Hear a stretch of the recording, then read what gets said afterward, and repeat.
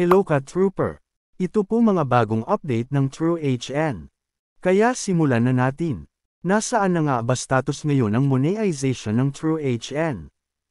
Isa, patuloy na dumadaan sa clearance and compliance of documentation ang TrueHN bagamat may mga napona ng nabalitang nakapagpalit personal and under ng GDFA, ipinagpapatuloy ang pagkumpleto ng mga napaunang proseso.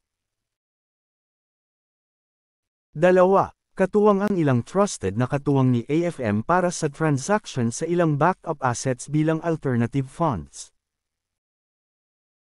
Tatlo, optional na pagtungo sa Switzerland ng ilang trusted representative para sa nakabukod na compliance sa monetization.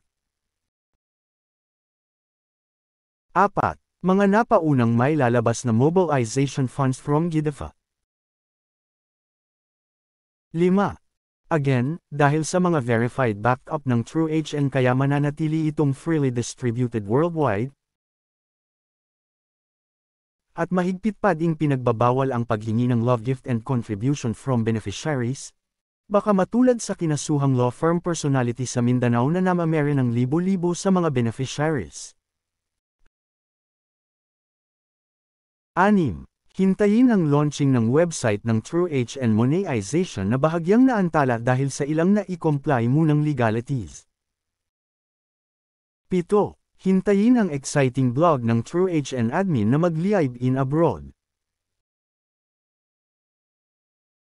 Abangan ang mga kaganapan. Kaya ka-trooper. In God we trust. Woo!